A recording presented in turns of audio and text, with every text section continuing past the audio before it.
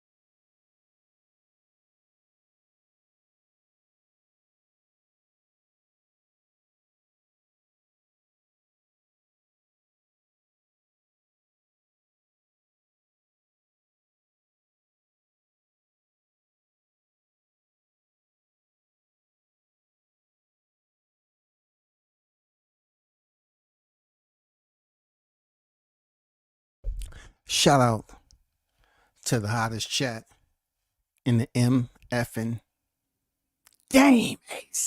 A-side official. No negotiation needed, period. You already know. The first in the building is Stickum Boys Fishing and Sports. Salute to you, man.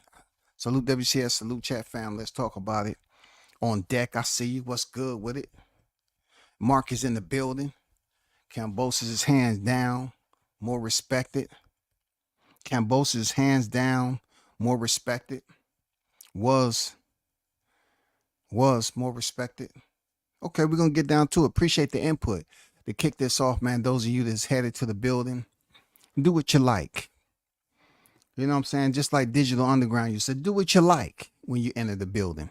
If you support me, you know what I'm saying? You tune in, you listen for whatever reasons that is. And you like what you hear, I mean, do what you're supposed to do. Do what you like. This is going to be a multiple topic, of course. You know what I'm saying? This is going to be multiple topic, of course. But as you see on the thumbnail, it says not the same. We have Tszyu. Y'all already know who that is. You know, from Australia, and George Kambozo. I want to go on record, and the people who follow me for that amount of time knows that I was the one who started calling George Kambozo. Even Ryan Garcia has came out and calls George Kambozo. So Ryan, I need a fee. You know what I'm saying? I need a fee because I was the first to call George Kambozo. And people ask me, why are you calling him Kambozo? Why are you calling him Kambozo? And then they soon found out why that was the case. You know what I'm saying?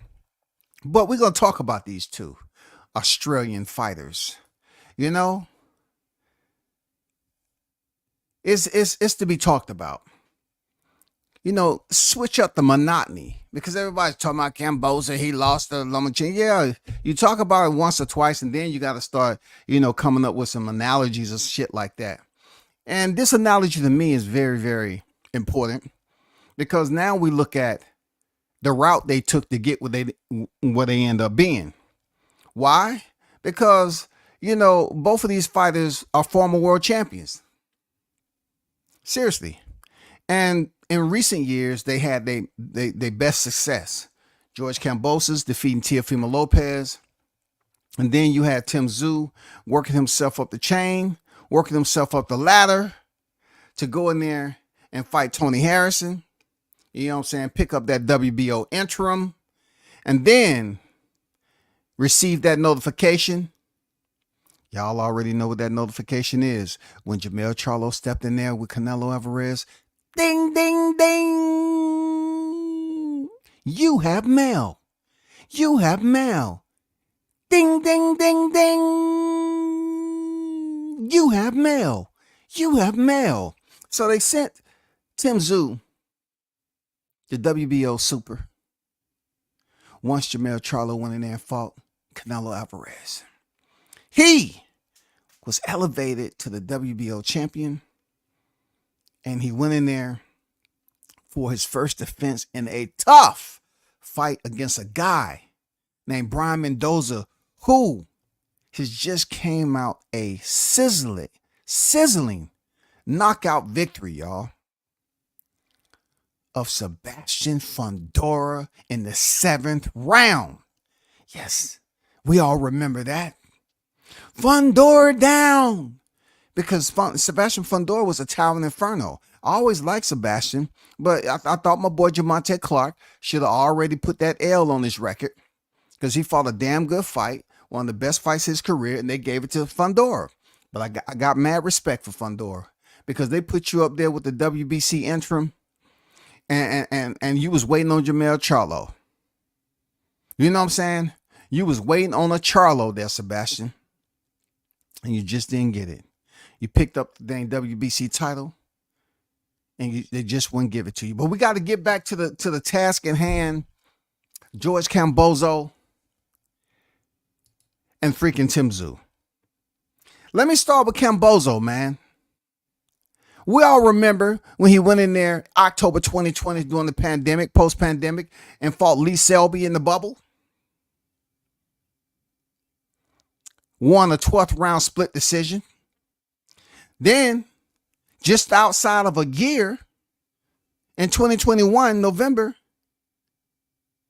let me back up a little bit. I even left out the more important one.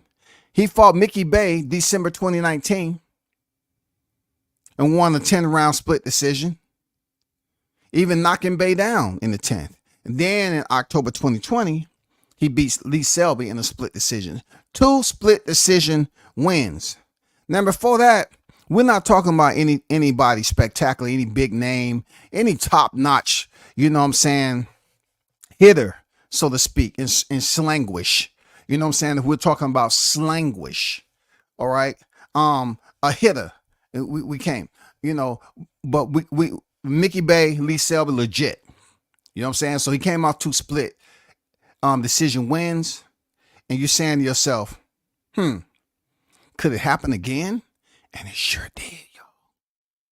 I think George Kambosos is the only fighter to ever have 3 split decision wins in a row. 1, 2, 3, 3, 2, 1, 1, 2, 3, 3, 2, 1.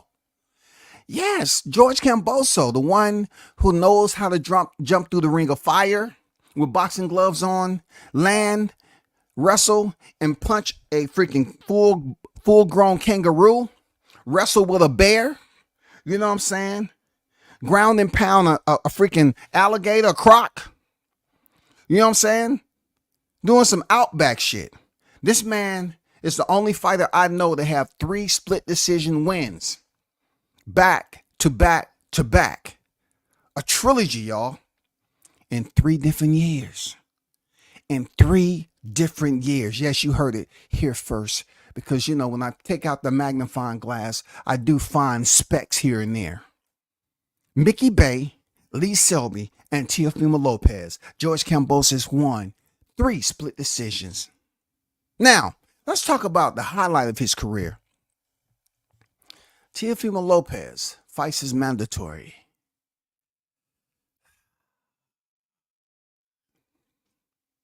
Oh, what a fight it was. Oh, what a fight it was. It was for the WBO, WBA, IBF, and the WBC franchise. They was fighting in Madison Square Garden, NYC. At the time, Teofimo Lopez was 16 victories, opposite of 0 defeats. He stepped in there less, we're talking about in hindsight, less than 100%. And man, did it get crazy early. Kambosos earned an early knockdown. They end up trading punches. Teofimo had a freaking all or nothing bonsai type of attack. Pressure, reckless disregard. You know what I'm saying? He was just leaving it all out in the ring. He wanted to get the fight over. And with that pace he set, he was still able to earn a knockdown of Kambosos in round 10. But from what I seen and a lot of others seen, that Kambosos did enough to beat Tszyu that night. Even though it was tight, it was close. The scorecards read 115-112, 115-111, and 113-114 for his third split decision win. This time to become the unified lightweight world champion, y'all. And can you imagine who was the referee for that fight? The Honorable Harvey Dock. George Kambozo got it done against Teofimo Lopez, man. This was after a torpid, a freaking atrocious 3-fight venue delay. This is supposed to be Teofimo's shining moment, forcing the freaking fight to go to purse bid, and Triller winning it with 6.1, showing that, hey, I'm willing to take risks, even when it comes to negotiating my career. This is supposed to be Teofimo's highlight moment, y'all. And for one, you can blame Floyd Mayweather and Logan Paul for stepping down in Florida and ruining that weekend. You know what I'm saying? It's boxing. I can't say Floyd was selfish. He don't have any freaking, loyalty to freaking Teofimo or George Kambozo. So they would end up fighting, and George Kambozo won. So with that said, that is when he went from November 2021. He would have his first defense versus Devin Haney. That would be in June of 2022. All right. This fight would be for the WBC Super, WBO, WBA, IBF. All the marbles, y'all. All the freaking crowns. Devin Haney, 27-0. This would be for all of it. But it had to be in Australia, Melbourne. It had to be in the backyard of freaking George Kambozo. And see, I was right about George Kambozo, just like I was right about Ron Lyon Garcia. I was right about this dude. Because when we seen this fight take place with all the presser, they had that freaking, that line of disrespect and racism there. You know what I'm saying? I had to go back in the archive and see if it was somebody else on George Kambozo's freaking resume that he fought that looked like me, that maybe they had to say, oh, let's do something to hype it up. Let's call him a boy. But I couldn't find it. But they sure enough did that to the Haneys. They was up there trying to say Devin was a freaking, an adult age kid. His dad had to speak to him. They disrespect him, calling him a boy. And then the fact that he had to go over there and after being lowballed. I mean, it's the art of freaking the hocus pocus of boxing, bro. This shit happens all the time when it comes to business. But I just didn't like that whole setup. So I was really hoping George Kambozo, who acted like he was looking for Devin Haney, because Haney was desperately seeking the big fight in his career. He was. It was getting so desperate that people was like, God damn, just let the fight come to you. But it worked out. They was blessed with a fight, man. And he went in there and boxed Kambozo ears off. You know what I'm saying? Even the costume ears he had on, he boxed them off first. He boxed all the dye out of Kambozo's hair that he had from that clown wig. He stepped on his freaking shoes.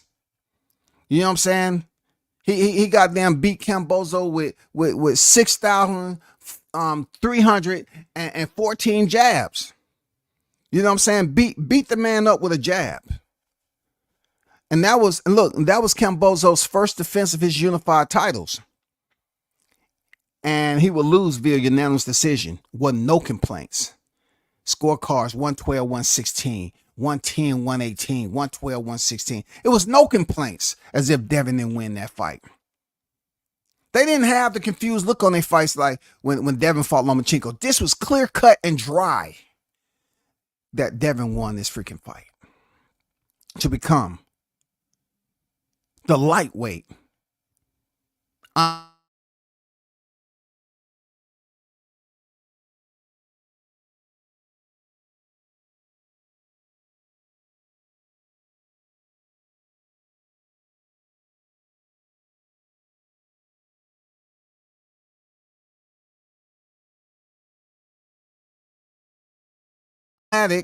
Immediate rematch in which he did and went over there and lost another unanimous decision. He did come with a different type of style, but come on, man.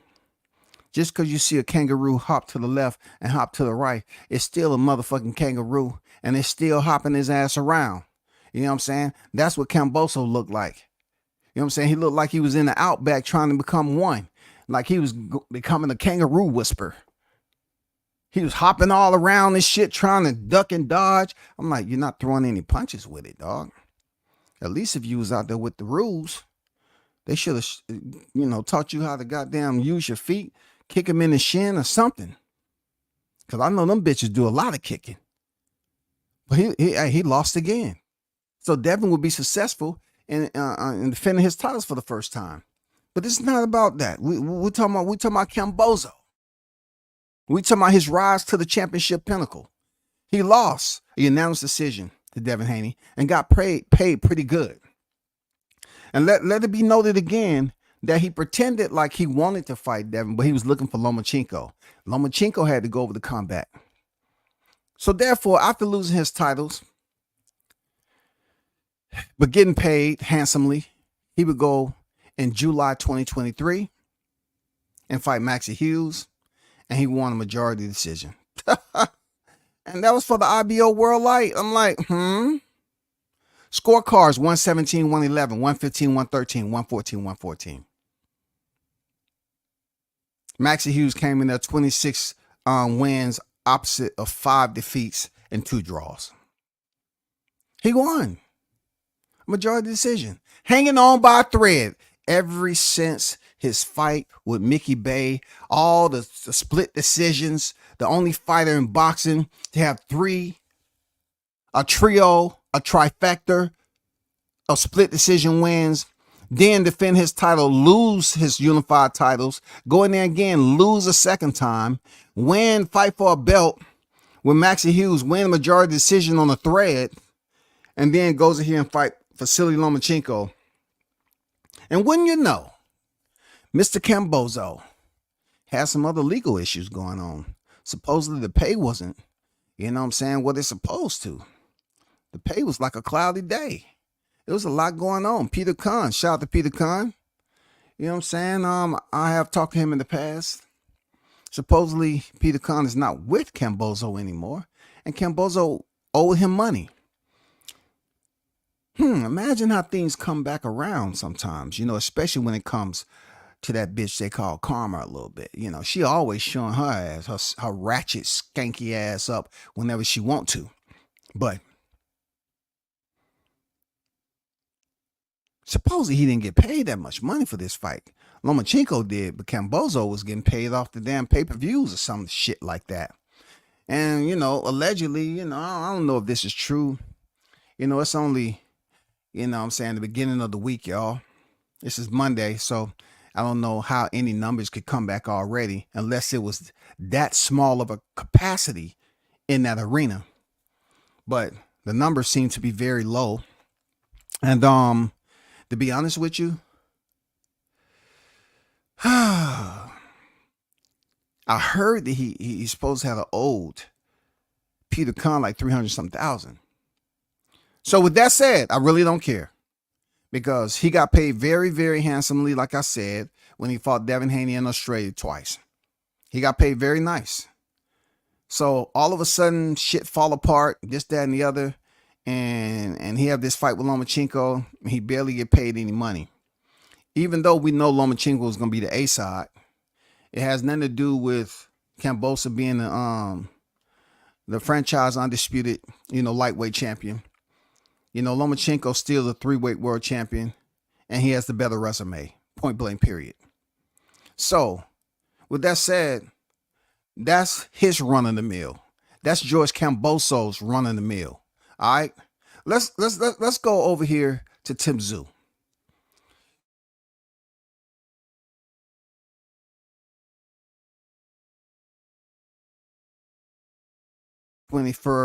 For the first semester of this year, and it was at the hands rather of Sebastian the Towering Inferno Fundora, and boy, it was a hell of a fight, shawty.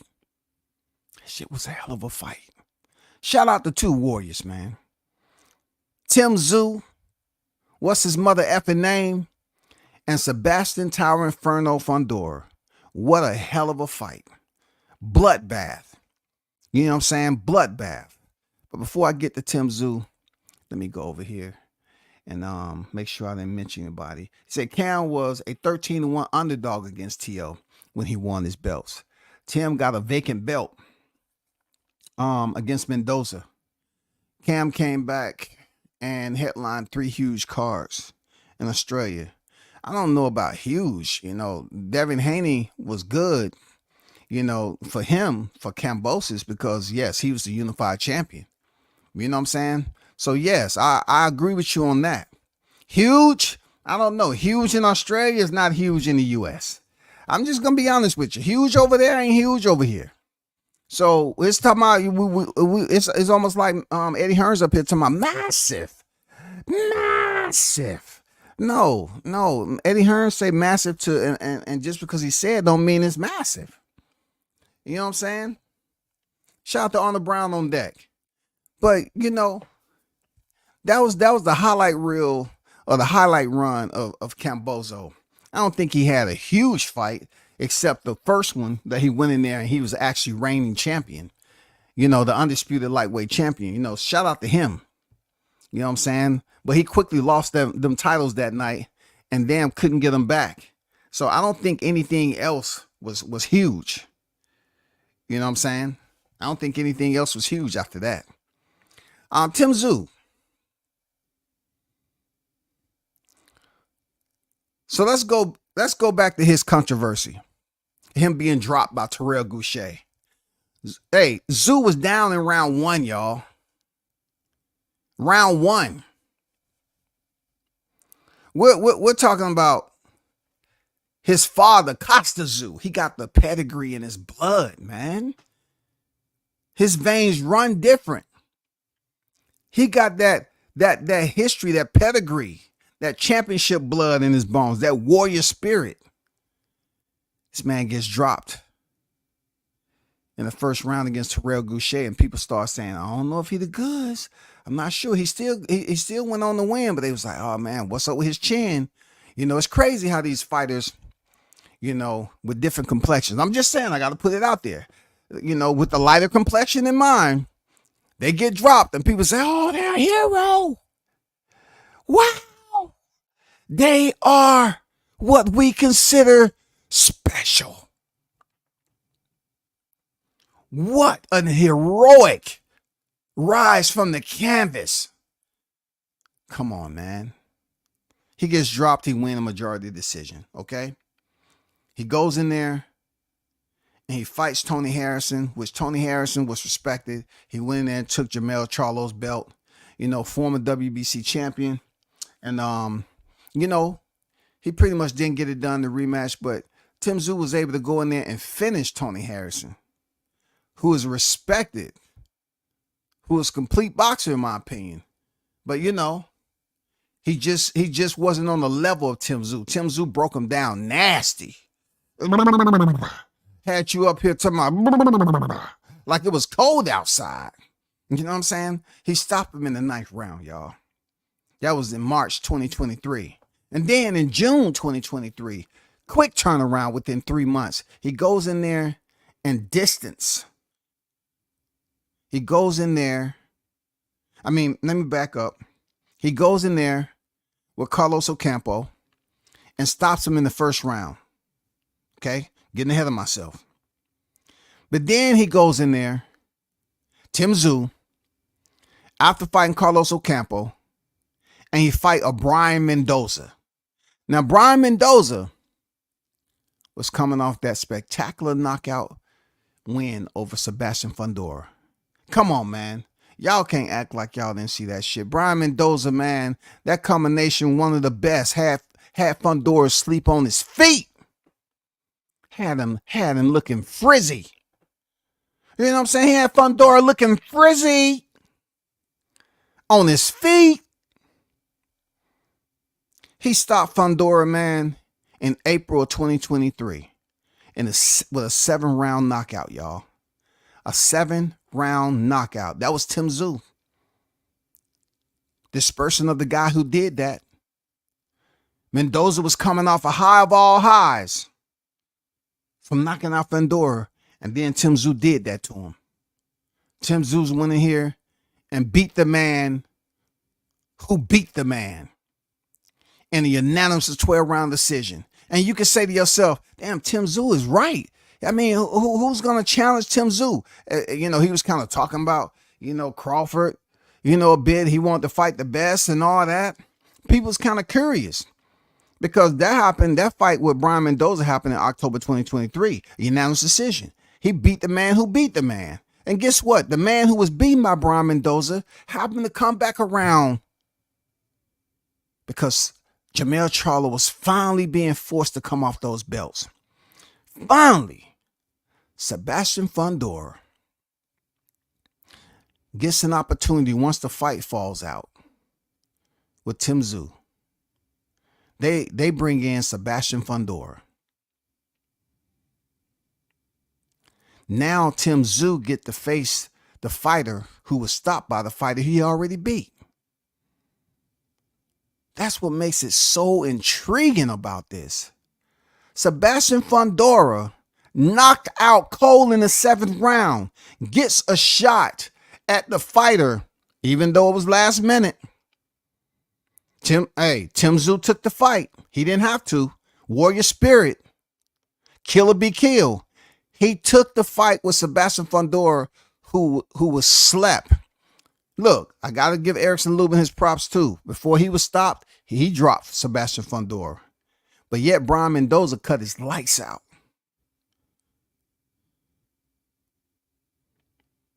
Disconnected the power lines. Neurological system haywire. He knocked out Sebastian Fundora, and then he would come in here full circle and fight Tszyu, who just defeated Brian Mendoza. And boy, it was a hell of a freaking fight. Early cut by elbow that Tszyu ran into. And both of these fighters are traded their punches. You know what I'm saying? They had their shining moments in the fight. I'm not going round for round. I'm just saying it was some special moments in that fight. Tszyu was fighting through a crimson blood mask. You know what I'm saying? He was still showing that he was about that life. Showing mad heart. Fundora stayed in. He had a busted up nose. He was on the stick, on the stick, on the stick. I like what was coming from both fighters to make that fight one of those Rocky moments, man. It wasn't somewhat like a Raymond Ford Rocky moment where he had to come from behind. This was two fighters. I'm talking about impaired, you know, they had damage. You know, Tszyu fighting through blood streaming in his eyes. Fundora, you know, busted up nose. In there with a pretty decent power puncher like Tszyu. And hey, they fought it out. They fought it out, man. And there was some times in there where Tszyu did land some very solid power shots. And Fundora landed some nice shots. But the power shots that came from Tszyu which, you know, a lot of us assume would kind of show their effect on Fundora by, you know, him being dropped or something like that. It didn't happen. So Fundora will go on to win a split decision over Tszyu. And, you know, that was at the T-Mobile Arena.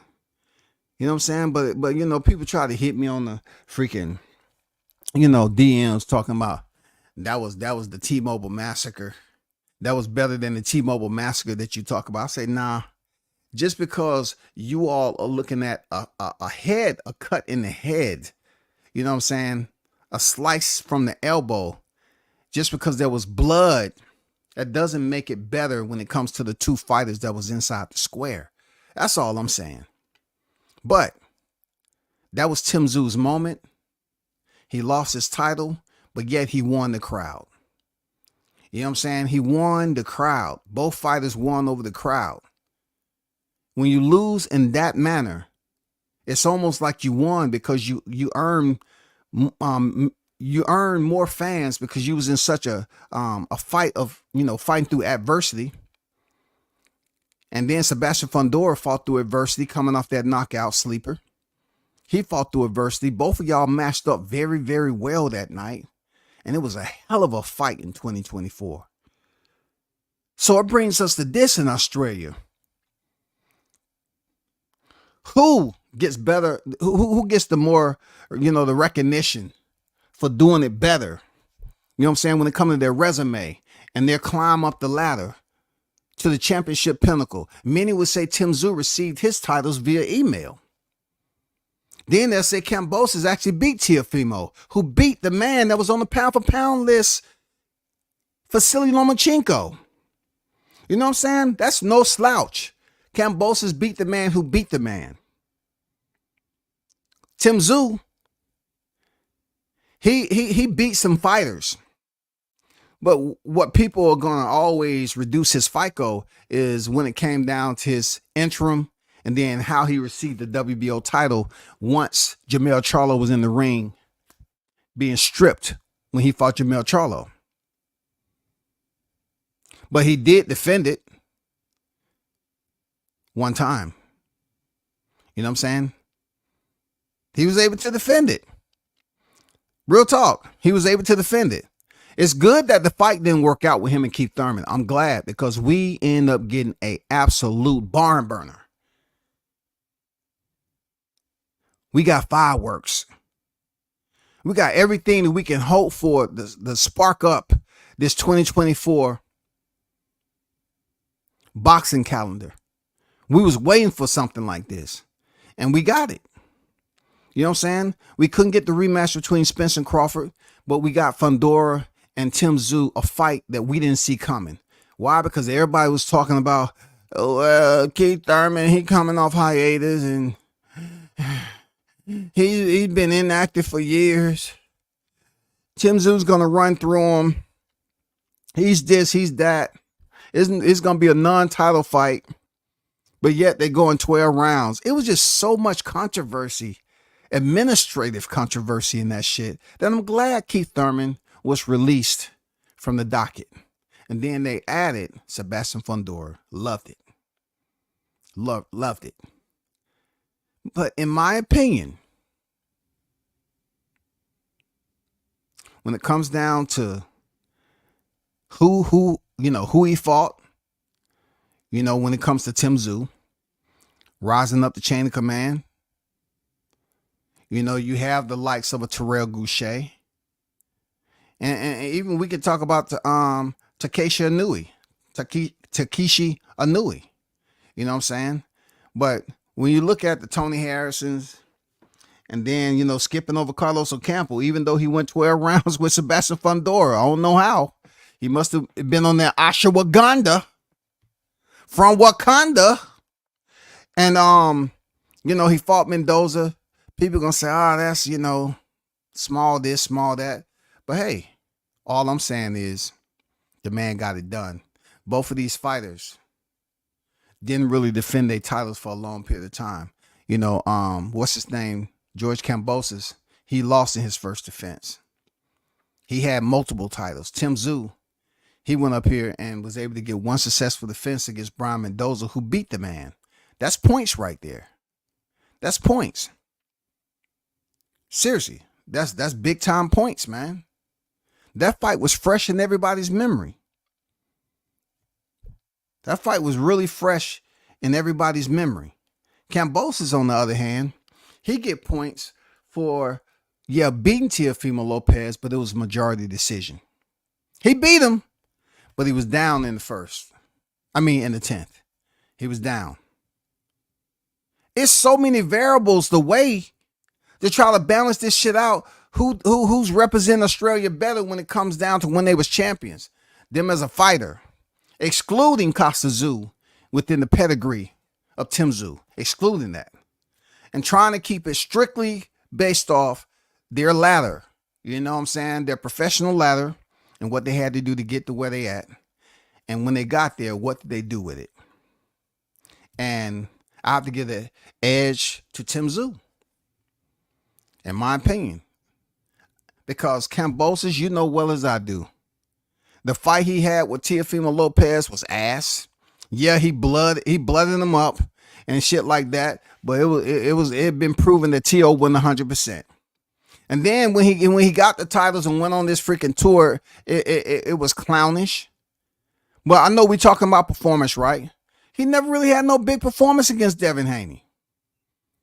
Nobody's talking about Maxie Hughes. And then he goes in there, man, come on, dog. And he gets stopped with Lomachenko. I just look at Tszyu. His first loss was a warrior stance, man. The way he went about facing the big names, he performed very, very well. He did. You know what I'm saying? Especially with Tony Harrison, Brian Mendoza, and then Sebastian Fundora. He did what he had to do. Now, based off that performance, even in the losing effort, he's about to step back in there with the one and only Virgil Ortiz. Come on, man.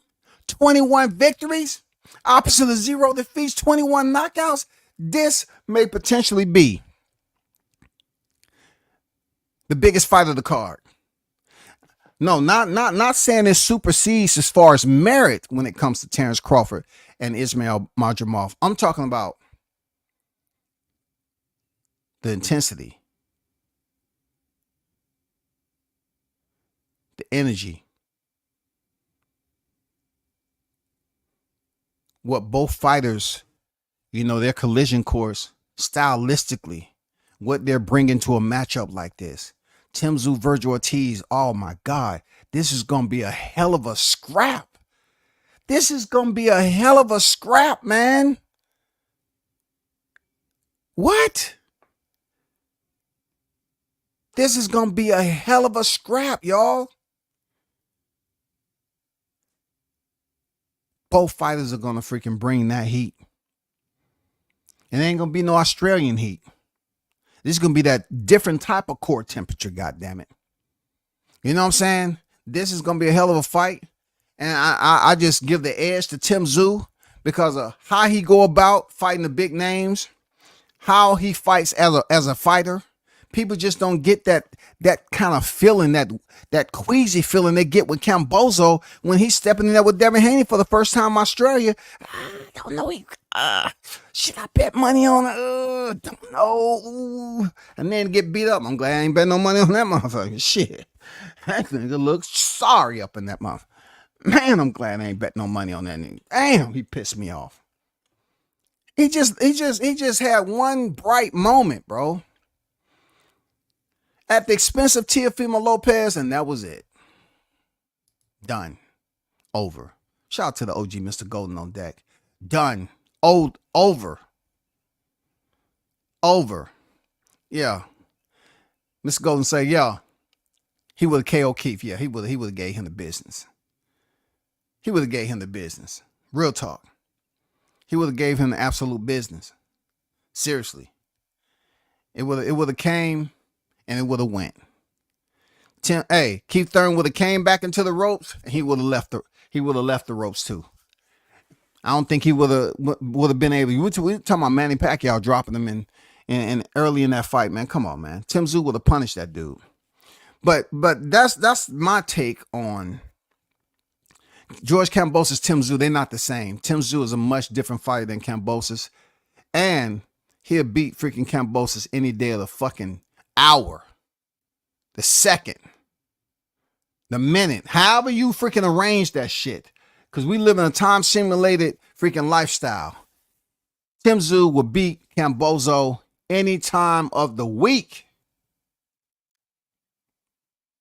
He's the better representation, in my opinion, when it comes to Australia. Like, anybody really want to know that, but I'm just switching it up and doing something different. Because both of these guys had highlights recently. You know? And Tszyu heading into that big fight with Virgil Ortiz. And then Kambozo's probably, you know, about to head into retirement or something. I don't know, but he was driving a Ferrari. Kudos to him. Kudos to him, man. You know what I'm saying? He was able to get 2 big paychecks over there in Australia fighting Haney. Kudos to him. You did what you have to do. You and your family get to live a little bit different. But I really never liked George Kambozo myself. And then he only proved it. You know, he was over there calling a grown-ass man boy and, you know, disrespecting, you know, the Haneys the way they was doing, trying to get their point across. You're like, you don't have to go to that extreme to disrespect somebody just to build up ticket sales. You know what I'm saying? You just don't have to do it. You should have just came in blackface. If you really wanted to you should have just took the extreme that Ryan Garcia took. But you ain't that dude, though. Moving on past that, I don't know if you all seen or heard or even gave a damn, but John Fury, the father of Tyson Fury, he is making his rounds from headbutting Stantian Sloth, a team member of Alexander Usyk. I may have pronounced his name a little bit wrong, but hey, you know who I'm talking about. Mr. Sloth basically yelled out Alexander Usyk, and John Fury turned around and headbutted him. And the bigger dude, I'm talking about John Fury, a big dude. I seen him, man. He's a big dude, right? He's a nutball. You know what I'm saying? He's a nutball. He's a nutcase. He's a crack walnut. John Fury turns around and headbutt the dude, and he gets a cut on his head instead of the dude getting a cut on his head. The younger dude just got a little knot on his forehead. But John Fury was bleeding like he ran into Sebastian Fundora's elbow. He turns around as big as he is and headbutt the smaller dude, and he's the one that's bleeding like an idiot. All I'm saying, if that would have been over here in the U.S., we saw, once again, I got to bring this up. We saw how the petty shit is. It's different. You headbutting somebody, it's damn near like you spit in their face. I'm just saying, I know these two wasn't fighting. But when you take a headbutt, you take your head and headbutt somebody, in this particular case, it's different over here in the U.S., man. They would have made a bigger deal out of it. Fury up there bleeding, didn't nobody say shit, man. Didn't nobody say nothing about him. Nothing. This man up there bleeding, and then somebody come out there like he's in between rounds. Oh, the second round just ended. John Fury is bleeding profusely. They got to do something about that cut. I hope they have that adrenaline 1000. Adrenaline 1000. They need to hurry up and work on that cut. I mean, the guy up there trying to stop the bleeding, you shouldn't have headbutted the guy. You're much older now, John Fury. That's why your skin ripped like saran wrap, like aluminum foil. You headbutted a younger guy and you split your head open. You look, that was just stupid. That was just stupid. I don't know if this was just to build up the energy for the fight, because look, hardly anyone has been talking about this heavyweight undisputed. Hardly anybody. It's out there. People know it's happening. It's on the schedule. But people haven't really picked up energy to say, oh man, wow, this is awesome. They more so talking about the August 3rd card. They're talking about, fights is just coming up that they want to see. like Javante Davis and Frank Martin. They trying to talk about that, those fight coming up. They trying to really get themselves back locked in at the end of the day. They ain't trying to talk about Usyk. It's unfortunate they ain't talking about Usyk, but let me just show you what. You know what I'm saying? If John Fury was planning on switching up a little bit and going to fight for his son, he couldn't do it because he wanted to go out here and be a human nutcracker. You know what I'm saying? Let me show you this picture right quick. Because this is one of the dumbest. This is one of the dumbest, I swear to you, man. It's entertainment. But this dude headbutted the guy and cut his head open in the middle of his fucking head, the third eye. I guess the third eye was like, God damn it, you didn't know I had cataracts? He might have purchased a third eye from Team Spence. This man turns around and headbutt Slaughton and cuts his head open. And now he's tasting his own blood and looking like he's been in a fight, an actual brawl. When in reality, he turned around and headbutted the guy one time and split his head open. You know, when we get older there, John Fury, our skin is soft. It gets a little bit softer than we had. The elasticity is different, brother. You know what I'm saying? It doesn't stretch as much.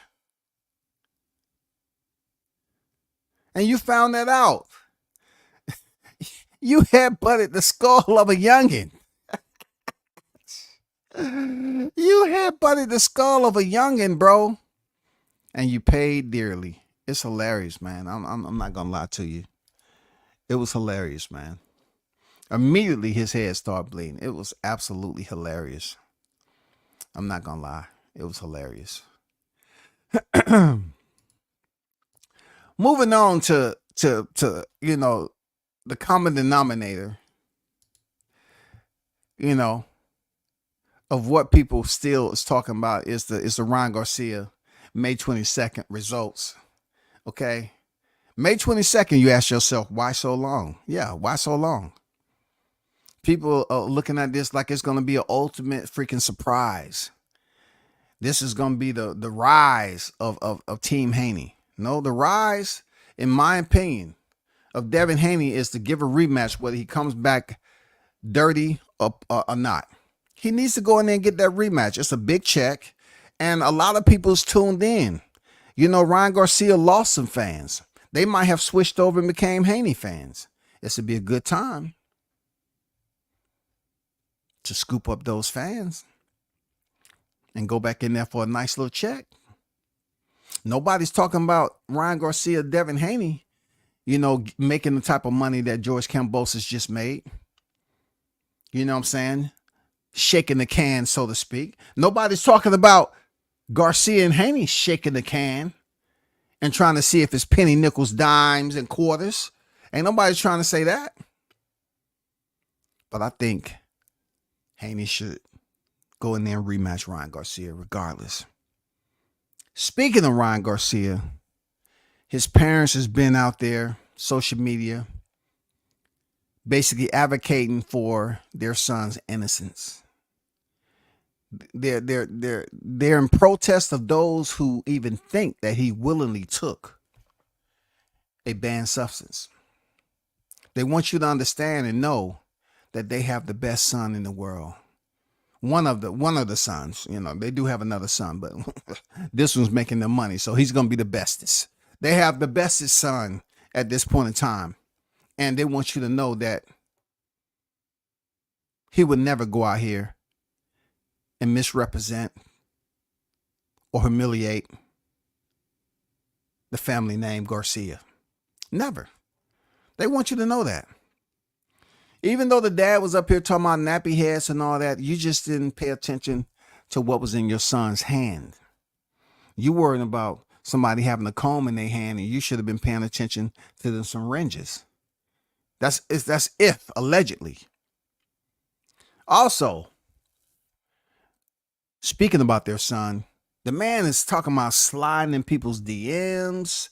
He's been taking jabs at Errol Spence, and now he took a jab at George Kambozo, saying he effed this girl or something like that, allegedly. He effed his wife. Now, that's disrespectful.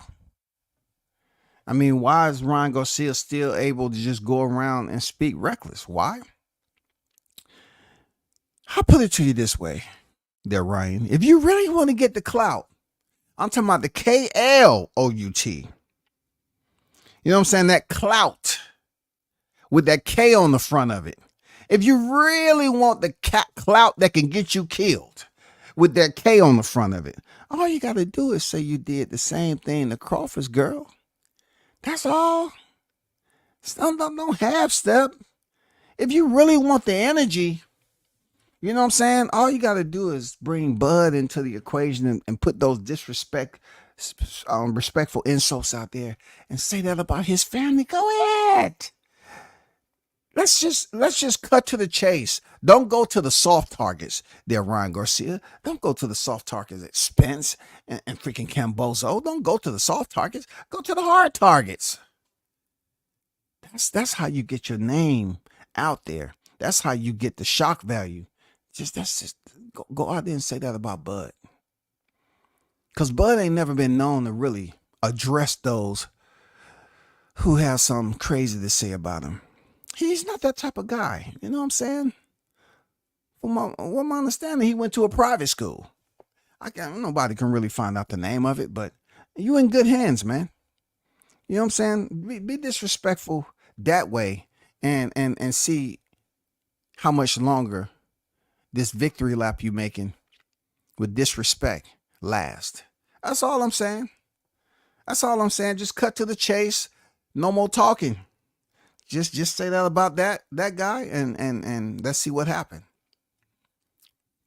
We have, a situation brewing where, you have Navarrete that's about to fight for a lightweight title. Look, if Navarrete ain't got the damn gift, man, god damn. Navarrete's about to goddamn go up to lightweight for the WBO.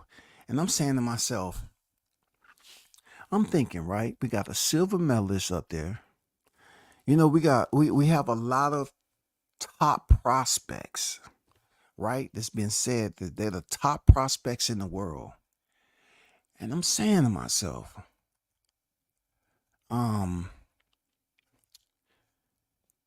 some of them, it would have been good to see some of them at 35, because 35 hot right now. Go over there and scoop up that Navarrete smoke. 38 1-1, 31 knockouts, man. He already been on the canvas.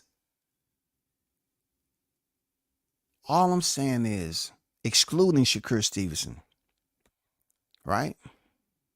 Because they try to put Navarrete, when he was at 130, they try to slide Navarrete into the slot with Oscar Valdez WBC title. But yeah, Shakur was still able to get that shot, thankfully. He was able to unify. Now, at lightweight, I was really hoping that they do somewhat the same shit that Terrence Crawford is doing at 154. That Shakur Stevens can go ahead and fight as the WBC lightweight champion, fight Navarrete for the vacant WBO. You feel me? That would have been 2 vacant titles that Shakur Stevenson could have started the takeover. He could have started his takeover of the lightweight division if he was able to do that. But I know the dates and time, the fighting and all that. I'm just saying, the shit was vacant. He already fought for the WBC vacant. It would have been nice he could have fought the up-and-coming riser for the WBO. But yet, I believe Emmanuel Navarrete will be fighting Baranchik, if I'm not mistaken. You know what I'm saying? Denise Baranchik in a 12 round for the WBO light vacant title. The good part about, the lightweight division, it's hot. You know what I'm saying? It's hot. You know what I'm saying? You got freaking Shakur Stevenson, WBC champion. You got El Chin Checker himself, Gervonta Davis, the WBA champion. And then we just seen Lomachenko stop, ST-OP, stop. You know what I'm saying? George Kambozo. And then we have Emmanuel Neferi fighting Denise Berinchik. That's a hot division. I don't know how long they're going to be at 135 in this manner. Real talk. But it's quite interesting because I never thought I'll say this, but I think the weakest champion at the lightweight division right now is Vasily Lomachenko. That's already saying that Navarrete wins his WBO championship. He's the weakest. Not so much strength-wise, not so much the lack of skill, but he's his antiquation. You know what I'm saying? He's antiquated right now. He's dated. The man has miles on him. Low tread on the tire. You know what I'm saying? So therefore, and you know, his age and everything, he's the weakest champion in my opinion. He gets stopped by El Chin Checker. He gets beat up by Shakur Stevenson. And if Navarrete fights him, I think Navarrete will beat him easily. He ain't displayed no killer power just because he broke down freaking Kambozo.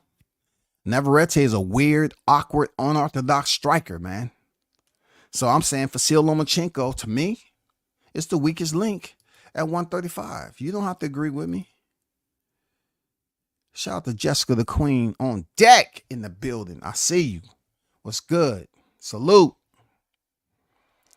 You know, the 135-pound division looks very, very nice, man. They about to then close out the vacant WBO, and that'll just fill the remaining slot. Now we can start talking about some unifications, man. You know what I'm saying? We need some unifications at the lightweight division. I know El Chinchek, he can care less about freaking unifying. You know, he said it best, man. I ain't gonna lie. He was asked the question about why he didn't entertain Turk Al-Ashik's, you know what I'm saying, request. And he say, I'm making that money over here. I don't need to go over there to the sandbox. I'm making it over here. I don't need to go over there. I'm making that over here. And that's what I was telling people. The genius part about how Tank is making his millions. He's not fighting and trying to unify and become undisputed and talk about Hall of Fame and all this shit. Bro is making millions. So whenever he retire, the money that he's making on these pay-per-views and all that, no matter how high they put Tank on the damn pound-for-pound list, this man is making more money than a lot of your favorite fighters out there.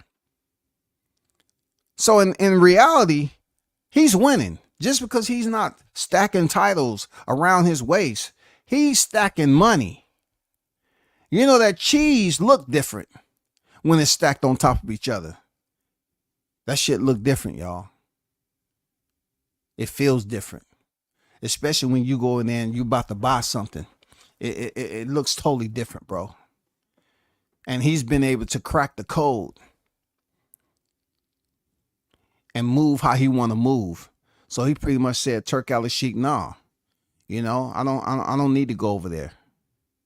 I'm making it over here. Plus, you know, we probably wasn't able to go over there and touch that shit anyway. But he's doing what he's supposed to do, y'all. You know, I'm happy for him. But I know he'll knock Vasily Lomachenko. Make him think he was back in combat. Even though he didn't go outside the wire. You know, he was part of the security detail, man. Come on now. The man was goddamn up there sweeping hallways out of shit. Sir, I just want to report the hallway is all swept and done for. Am I able to go to chow, sir? Yes, you can go to chow. You only get 15 minutes. Don't be late. Else we send you outside the wire. Oh, no worries. So I got great footwork. For real, man.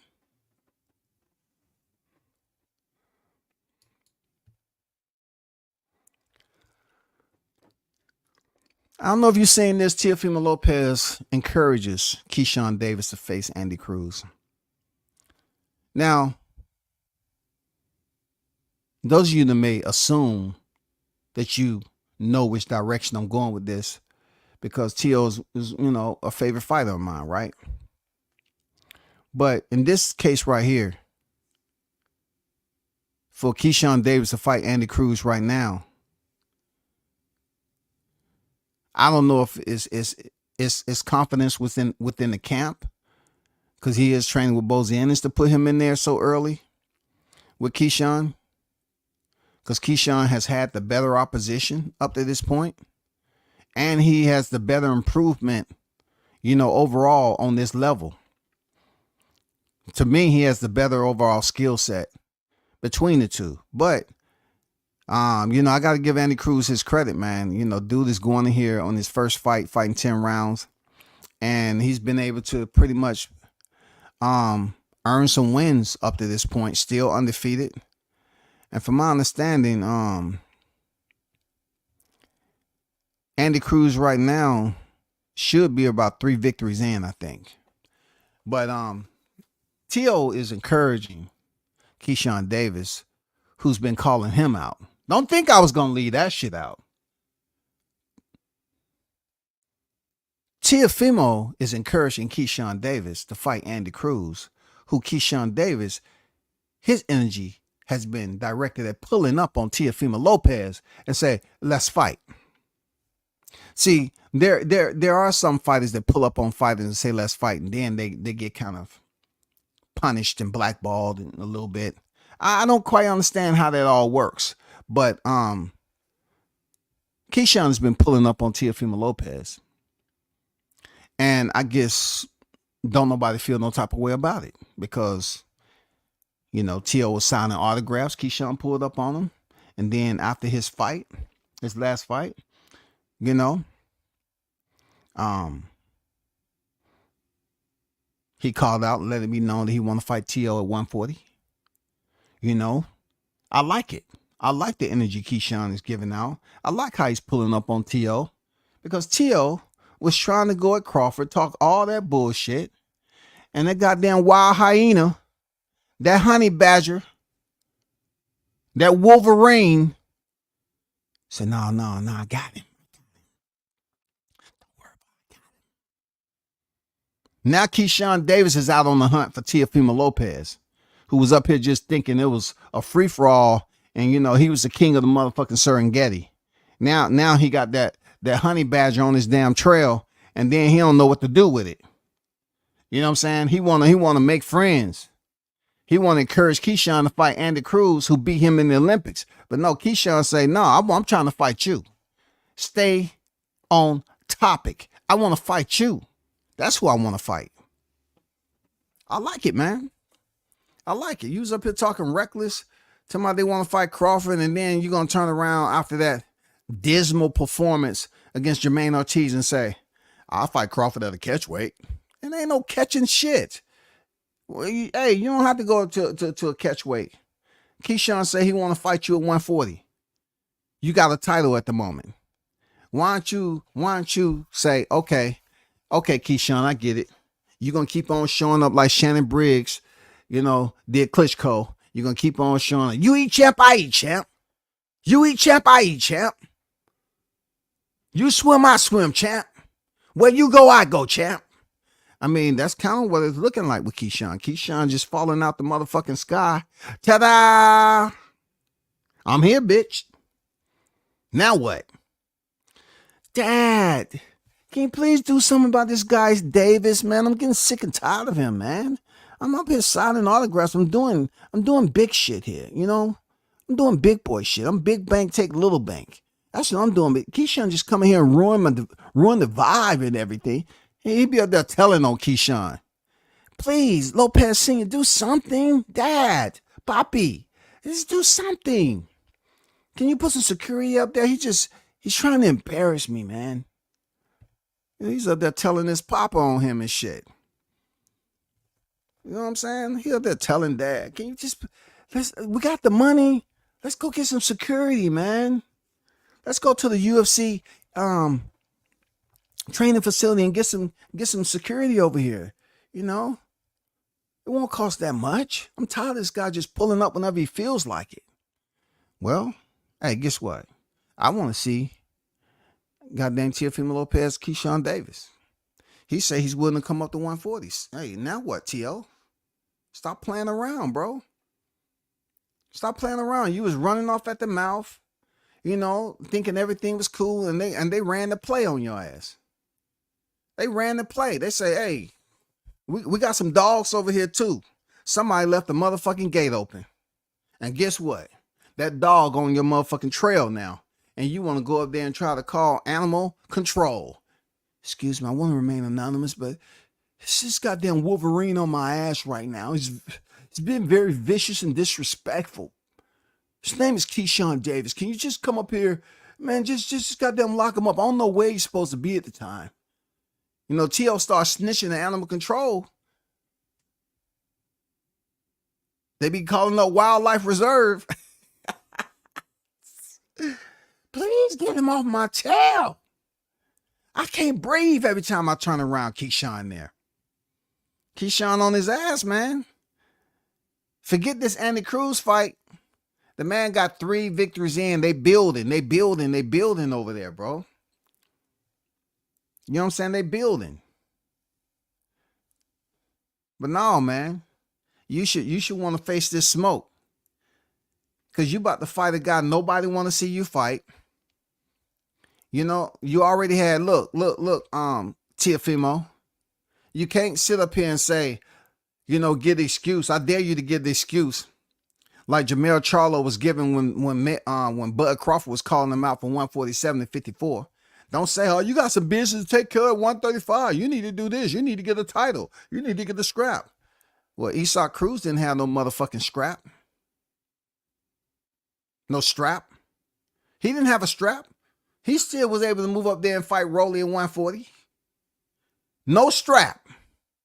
No strap Cruz. He definitely got his damn slide. So when it comes to freaking Keyshawn, guess what? You can definitely give him that opportunity after your next fight and let him come up from 35. He don't need no strap. You know what I'm saying? Ain't he 10 victories in, brother? Come on, man. Let's get it done. Let's get it done, man.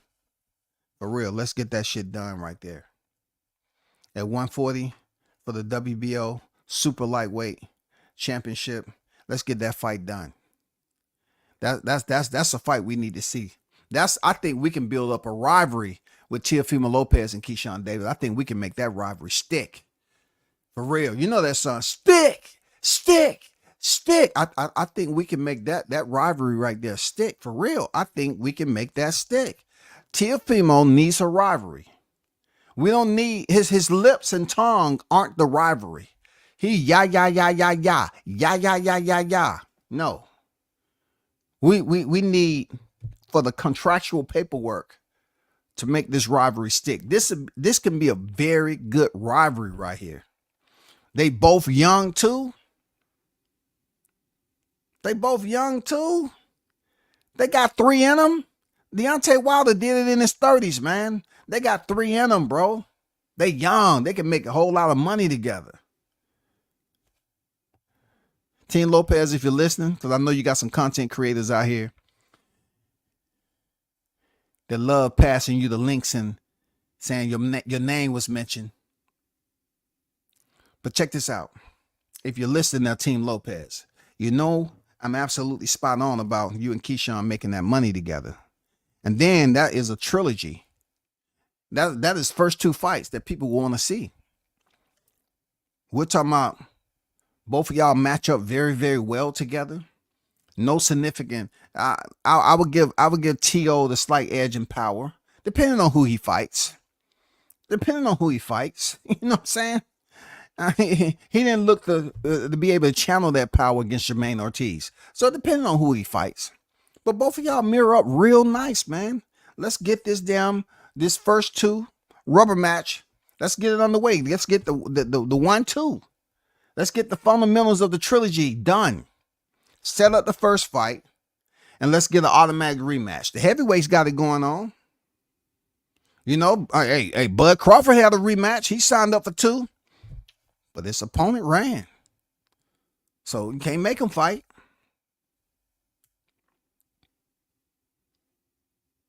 That's all I'm saying. This is a good trilogy right here.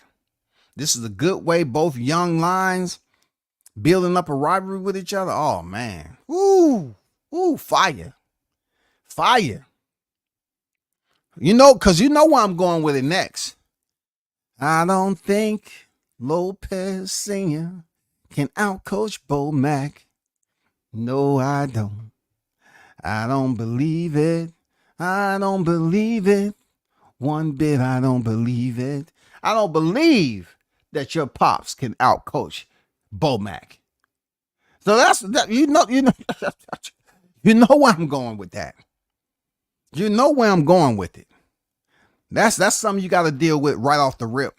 We ain't talking about both of the fighters. We talking about coaches to coaches. Ooh, you know you in trouble. Y'all know if y'all go up there and fight one of them B&B fighters, y'all in trouble. It wouldn't even be fair for Keyshawn to be coached by Bo Mack. I'm just gonna put it out there. It wouldn't even be fair, dog. Crawford need to be the chief second in that fight. Don't even bring the mad scientist to the fucking ring. Don't even do this shit, dog. It wouldn't be fair for Bo Mack to go up here and coach against Lopez. Oh my God.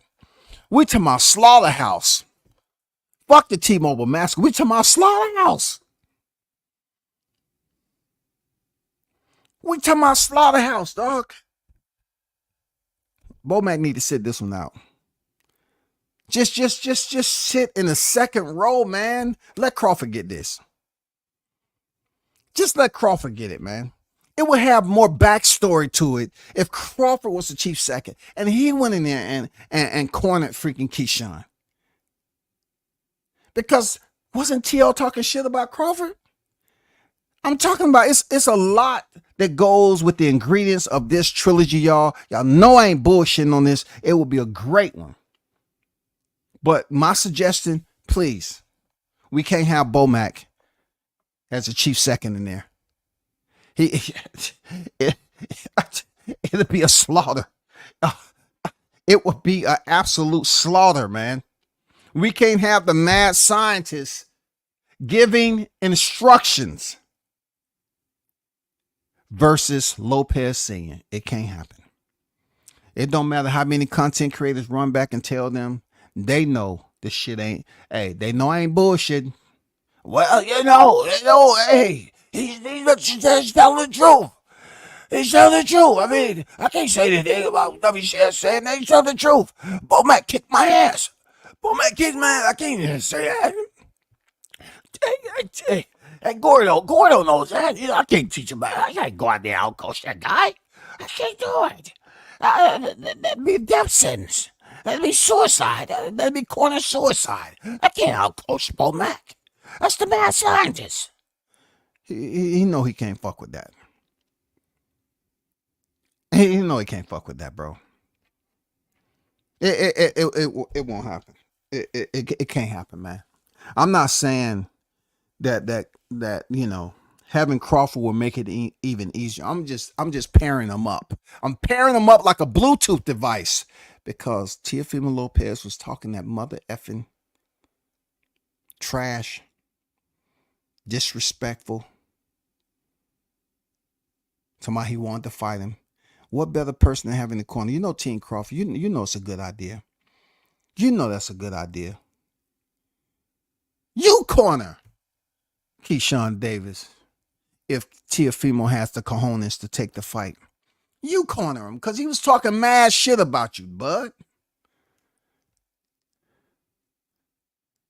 Lopez Sr. can't even, look, for one, he can't outcoach Bud. You know what I'm saying? Let's start from the top down. Ain't that what they say, the chain of command? Let's start from the top. Lopez Sr. can't outcoach Bud in the corner. And then they're going to have to deal with Keyshawn inside the ring, receiving those instructions. It would be slaughterhouse. Slaughterhouse. It would be the slaughterhouse. Halloween early, is it? Halloween early? We're basically making a slaughterhouse. It'll take us a good 8 weeks to finish production. One of the scariest movies you ever see in your life. Slaughterhouse. Hey, y'all better get ready for the Slaughterhouse, man. Let's get this trilogy on the way. I think the shit is awesome. Real talk. Shout out to Bruce Gas Boxing Jazz, some more the OG on deck. I see you, man.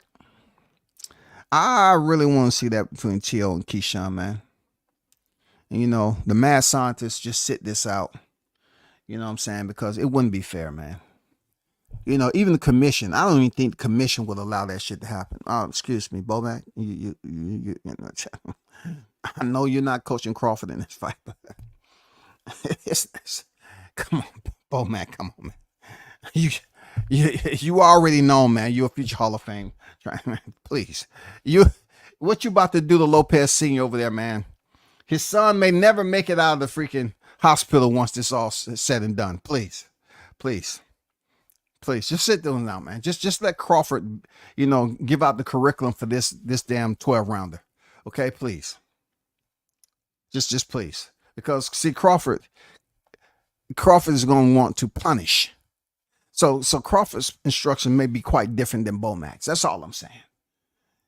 See, Bomac got straight down to the point in punishing Spence. Straight down to it. Turn the jab into a hook, goddammit. Ping, ping! Ping, ping, ping, ping, ping, ping. Ping, ping, ping. It sounds like a ping pong game. Those of you that grew up around ping pong, when you hear the machine, ping, ping, ping, ping. That's all you heard in that goddamn jutsu. Come on, man. I don't even want to bring it up. I will tell you 77 days remaining. I will tell you 77 days remaining to the 1-year anniversary of the T-Mobile massacre. But sticking to this Slaughterhouse, y'all need to advocate for that fight. Don't be trying to take the energy off UTO. No, goddamn, go and make this shit happen with Keyshawn. Keyshawn wants the smoke. He wants to be a fireman. He wants to be able to set the blaze and put it out. So it's up to you to stop that from happening, T.O. Let's get this fight between you and Keyshawn made. You know what I'm saying? Goddamn Crawford in the corner. You know what I'm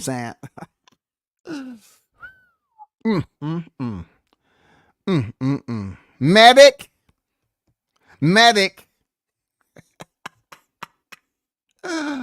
Oh, you'll talk yourself into this one. Let's get this done, T.O. Don't duck. Don't duck now.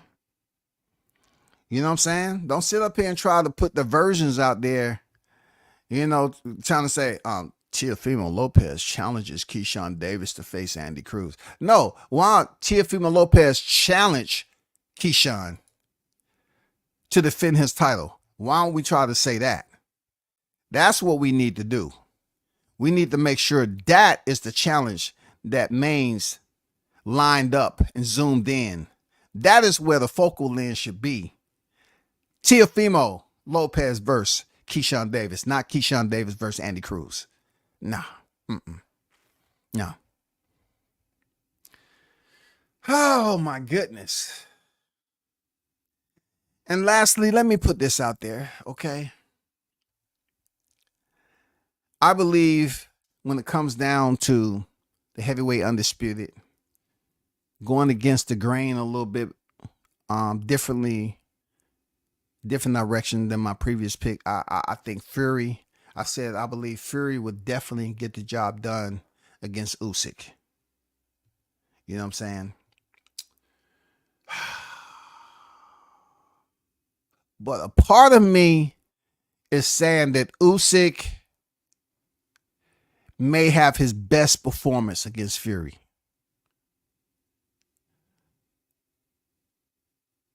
But don't hold me on no commitment on that. I believe he may have his best performance against Fury. It's very, very tough, y'all, to know who's going to win this fight. Anything can happen. John Fury can come in there and headbutt Fury and get a disqualification. I don't know, man. This dude is headbutting people, man. He might go out there and try to headbutt the fighter's ankles while he's in between rounds or something. John Fury is a crazy dude, man. Them gypsies, they on a whole nother level now. You ain't gonna just run into one gypsy. You're gonna run into all the gypsies. So it's difficult. I still got a little bit more time to try to make a prediction, but I'm not good with predictions. And I do propose just for those out there that keep on trying to make predictions, just let it go, man. Just let it go. That's all I'm saying. Just let that shit go, because you be dead ass wrong just like me. You know what I'm saying? And finally, I would say this about Devin Haney. He's getting his attorney and his legal team for the New York State Athletic Commission to disqualify the fight that they had April 20th.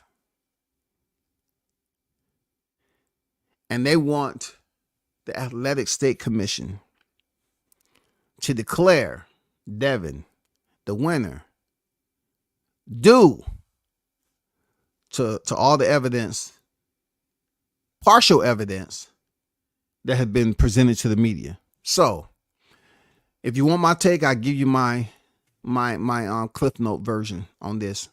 You know, I do have a 0.6 credit in law. Okay, just to put that out there. Back when I was growing up, you can get a whole lot of things off the back of cereal boxes. You know what I'm saying? Bags of rice, bacon, you know what I'm saying? Shit like that. Milk cartons. This is what I say about that. Nandrolone, he was clear to that. That's the more serious one.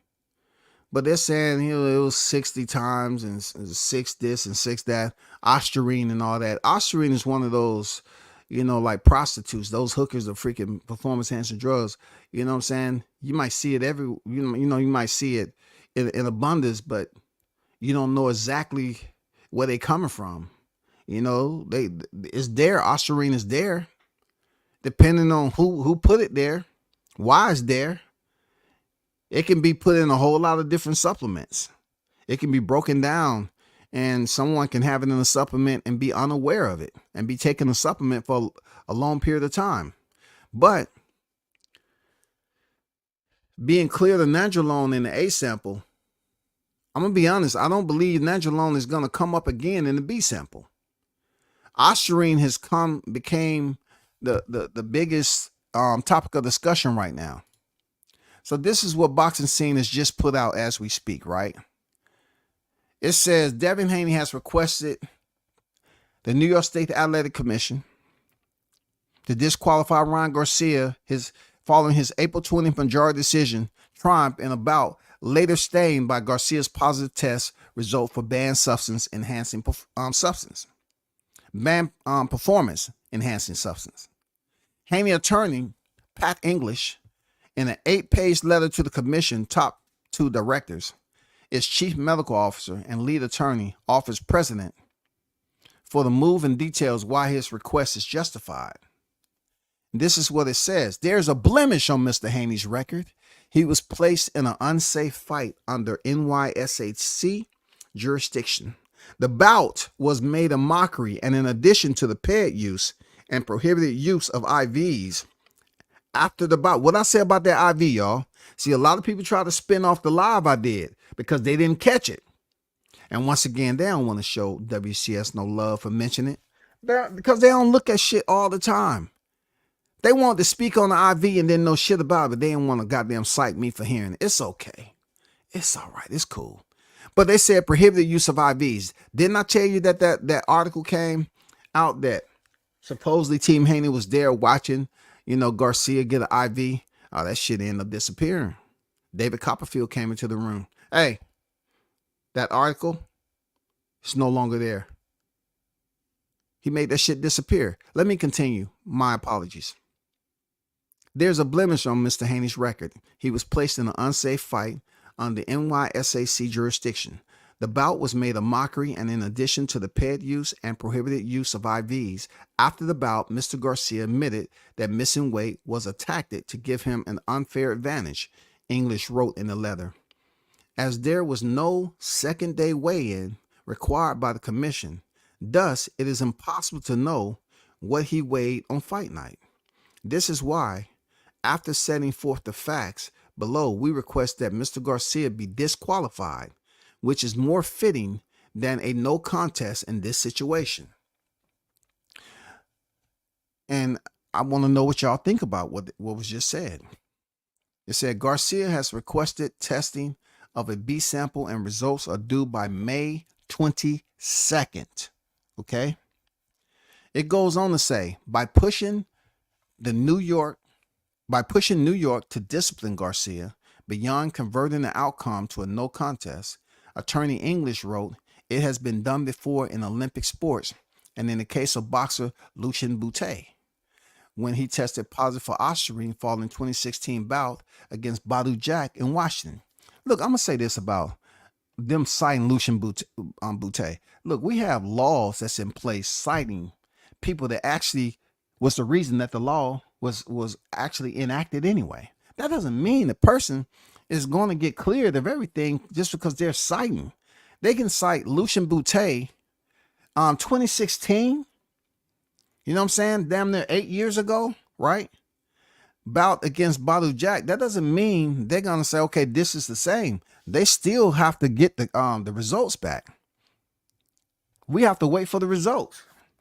The article proceeds and says, beyond reminding that performance-enhancing substance use is especially dangerous in the violent sport of boxing, English noted that both fighters vowed not to use such substance while agreeing to Olympic-style drug testing in their fight contracts, while also signing a commission document in which they agreed they had not used a banned substance. It goes on, and I quote, after the bout, Garcia stated publicly that he had lied and he had overweighed in order to get a competitive advantage over Haney, English wrote. Had Garcia not lied about his purpose, Haney would not have proceeded with the bout against him and would have taken steps to protect him. I don't agree with him not proceeding with all the money that was put into that and the paycheck that was involved. I don't believe that at all. It sounds good and, you know, in the aftermath of it all, but no. It proceeds via BoxingScene.com. Representatives of Mr. Garcia have publicly suggested that the ostarine was found in trace amounts. In fact, while there are a couple of commissions to the United States which permits trace amounts of ostarine, and New York, WADA, and VADA are not among them, the sample quantities were 35 to 60 times the amount considered in those jurisdictions to be trace amounts. Further, adding insult to the commission and to the sport of boxing, Mr. Garcia has alleged that he was high as F during his bout with Mr. Haney. This clearly brings disrepute on the sport of boxing and by deprivation on the New York State Athletic Commission. In closing, his remarks, English wrote, ostarine is specifically listed as a prohibited performance-enhancing drug on the commission website. And IV is expressly prohibited.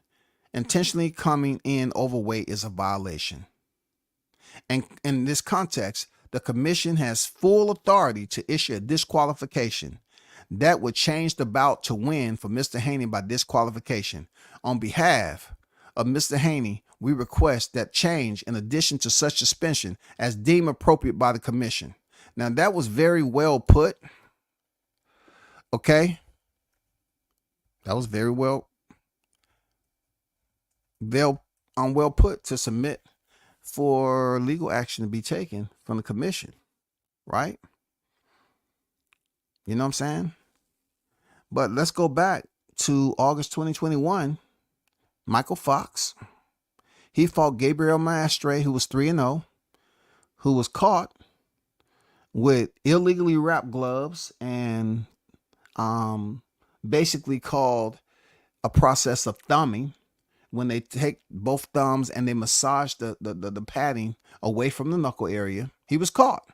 The referee the referee identified it, noticed it, requested that those gloves be rewrapped. The fight went on, and they robbed Michael Fox.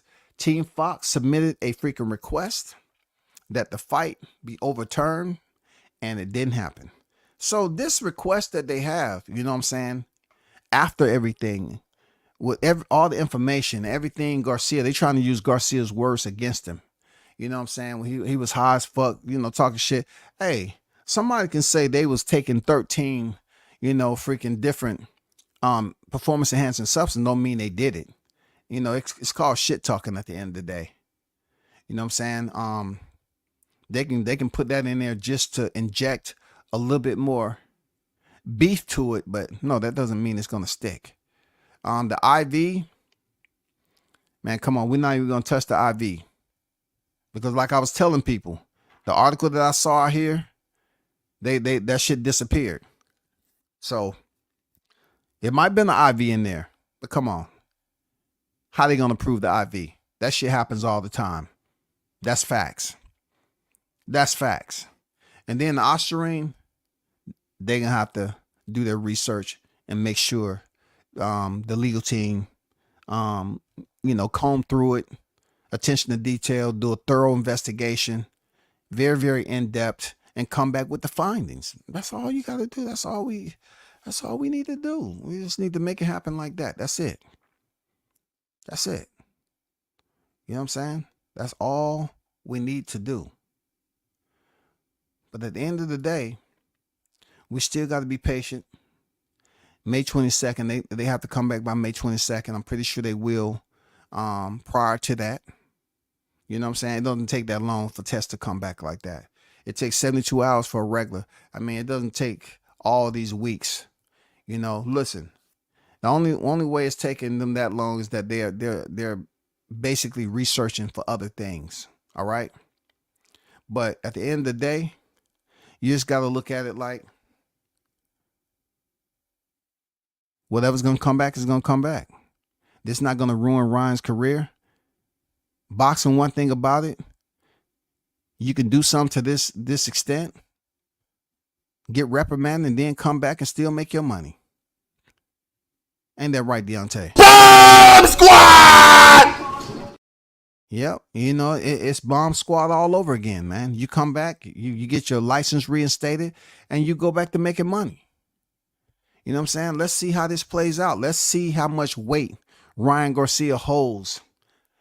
Let's see how much he's supported by the machines. You know what I'm saying? How much support he's getting from the machines. I'm serious. Boxing can care less about denying something. Look, something like this could look so easy to declare it, cut and dry. But nah, we talking about boxing, yo. Just like AI was talking about, you talking about boxing. Boxing will screw you just like it's a goddamn new tune-up. A new goddamn construction job. A new renovation. They will lock them nuts and bolts down, boy. This is how we do over here. But shout out to the hottest chat in the MF and game. Salute to y'all. Thanks for all y'all support. Real talk. Deontay Wilder's, you know, Zhang fight. It's going to be one of those classics, man. Because I don't see him not being on the August 3rd card. But y'all continue to support the channel. And always remember what's out there lurking. Bomb Squad!